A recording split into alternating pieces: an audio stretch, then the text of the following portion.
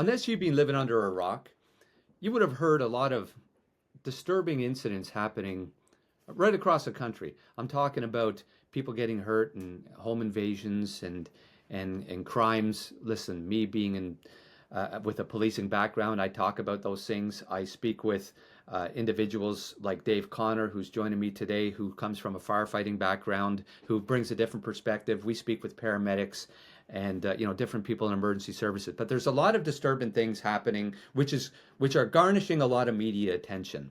Uh, and we want to talk about what you don't see. You hear about the outcome, maybe of a family member being hurt, but you don't hear about the emergency services angle and how this affects emergency services personnel. So I'm talking about police, firefighters, and paramedics who attend these scenes. And we're going to kind of break things down a little bit. We're going to get into it.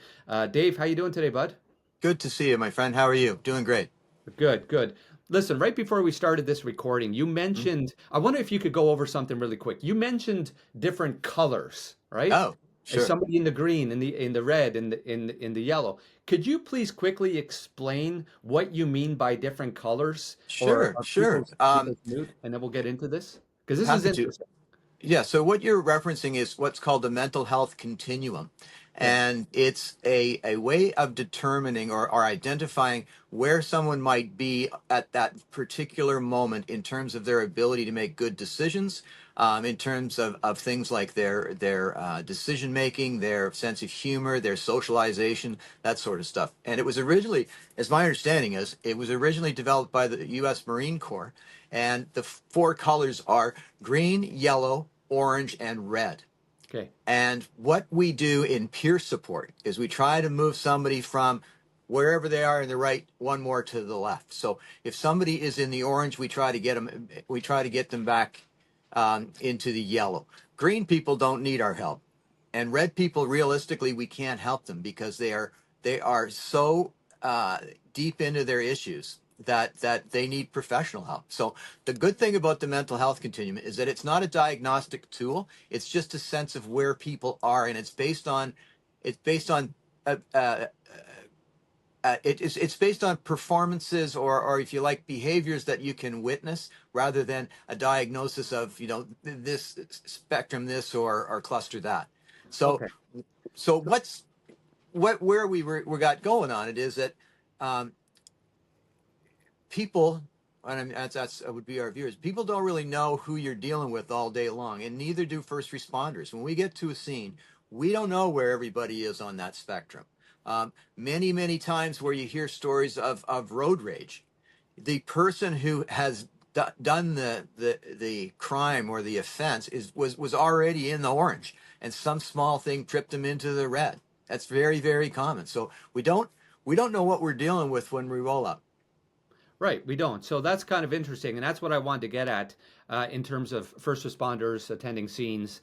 And I would I would say that it's quite possible that you could switch from a green to a red in the blink of an eye, would you? I mean, if you're faced in a with a very stressful situation, I'm going to say home invasion, right? You're Sure. sleeping in your bed and all of a sudden somebody's breaking into your house and you got your spouse and your kids at home. Uh, or maybe you can answer this. Do you think you could immediately switch from a green to red, and then for that person in the red, do you think you can actually have a regular conversation with them, or do you think that they can think clearly about their words or their Good. actions at that time? Yeah, really good question. The color thing is really only part of what you're dealing with. When you see somebody who has reached a point where the blood has drained from their face, it Right. means that the blood is also drained from their frontal cortex. That's where our humanity lives. That's where our ability to do work with language and work with others is all in the front of our head. So someone like somebody who's a purple faced screamer and hit you in the face with spit, they're not as dangerous as somebody whose blood has left their face. Once you get a heart rate over about 140 beats per minute, that's fear based. People get into a zone where they don't really have any control over themselves. One of the things we're seeing is, and it's very topical at the moment, is an expectation that a citizen would act reasonably or rationally when there's somebody in their home that's invaded their home. Bang And on. Thank you. and Yeah. and you know, I don't. I don't believe that that's we're not we're not writing legislation, but I think the nature of reason is you can't expect somebody to be reasonable at a moment where they're physically and psychologically not capable of reason. I'd like to see it reflect more of the reality of where people are. I had a guy one time, we can probably tell the story. I went to a medical call where a fella had cut himself up with a knife, and he had cut himself many, many times, but he wasn't bleeding because he was so advanced in his stress response that the blood had been taken from his skin and into his internal organs so that he could get through, I don't know, a tiger fight or something like that. So I, in oh, 10 minutes, he was going to bleed out and die because once he settled down again, his blood was going to return to his skin. He needed a few hundred sutures from where he'd cut himself. And that's a okay, that, guy who clearly in the red, but not enraged. Sorry, go ahead. that is so interesting. So, are somebody in that situation, would you say it's fear or anger that causes that? The blood. Interesting. Interesting. The studies, and some of this is from a very well regarded fellow named David Grossman, who's a U.S. Army veteran. He wrote books called On Combat and On Killing. He's very, very well regarded in the first responder community. He references that increased heart rate to be fear based rather than rage based. But fear and rage are interchangeable when someone's in your face or somebody's trying to hurt you. Another really good example is not to take a shot at police, but we often see cases where people would be charged with an accessory charge of assault police or resist arrest. If you compromise somebody's airway, even a little bit, that puts them right into that survival mode in the red, and they're going to push away if their airway is compromised. We know this to be true. That's one of the reasons why there's rules about choking and stuff, right? Because it changes how people behave. So it's hard to say for sure, but my guess is anybody whose heart rate's 140 and they're fearful are making really bad decisions and they cannot really be reasoned with, because that's part of the thing, right? You have to add into the corner of this thing is that what kind of shape are the responders in when they get on the scene? They don't live in a vacuum. They haven't run 50 calls in the last few days where you've seen all kinds of cruelty and abuse and the dark side of humanity. And then you come into something else that's like this, and it's not always reasonable to expect the first responders to act reasonably because yeah, we got a job to do, but sometimes that's a hard thing. Dave, this is a very, very good conversation, interesting conversation. For many personal reasons, it's probably the best conversation I've ever had with you, and I'd certainly like to explore that one day. Yeah, you're right. You don't know what you're walking into as a first responder, and I don't know how many times I've attended a scene, and I'm sure, well, it's different for fire, but listen, you're at a level 10. You're jacked up because you just went, fist to fist with somebody, fist to cuff, they call it. You went toe to toe, and you're in a physical altercation, and I'd say you're fighting for your life, and then. Mm-hmm. And within 20 minutes, there's, a hot shot comes over the air, you're attending a domestic or some type of, whatever unfortunate call, and you're supposed to be the most compassionate, understanding person. Yeah, and be able to and like the de-escalation thing. Like when you see videos of police officers who are actively not de-escalating, it's clear they're in the wrong color for that moment. They need somebody else to step in because they're not going to make good decisions. Something people need to realize too is I don't know if this is true everywhere, and in your police service, I think there was certain response zones where you were two in a car, or certain times of the day or night you were two in a car, but most urban policing is done by one responder in one car. And I Right. don't think people realize how much responsibility and how stressful it is to operate an emergency vehicle, lights and sirens, through a community that doesn't listen and doesn't care. And then you're supposed to put her in a park and hop out and put your cape on and save the day. Like, that's super stimulating. And it doesn't matter if you do it 10 times a day or 10 times a year. You have to recognize that people's who have been responding in emergency vehicles, they have had so much visual and audio stimuli that they're kind of baked as soon as they get there in some regards. Oh, as soon as you get to the call, and people do Yeah, weird things. And I can't they speak do for fire truck, but people do weird things. I mean, weird things. my grandma. I'll use my grandma for example. I'll throw her under the bus.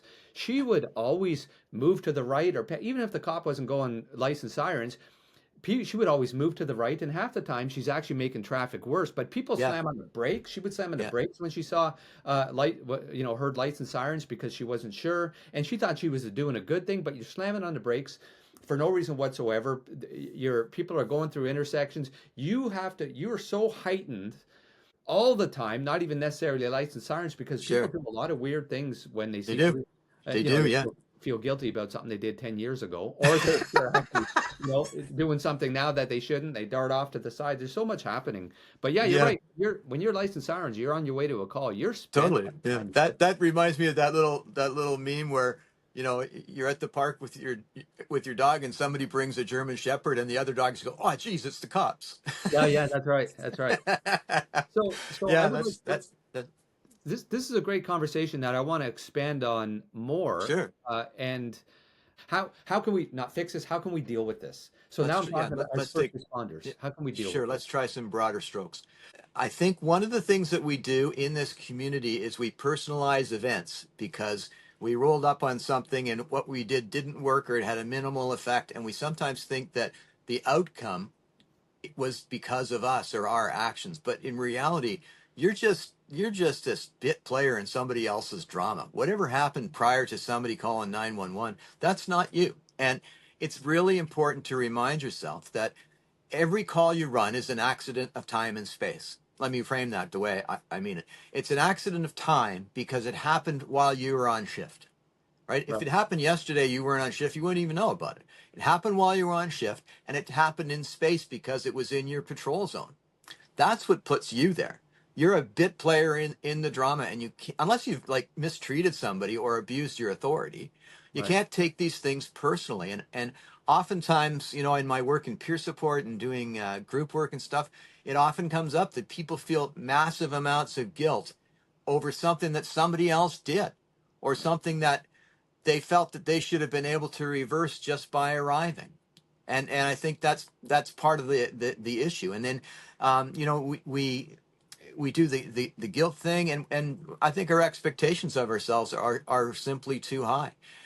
We teach people how to box breathe. Box breathing is something that we should be doing before we step into a scene.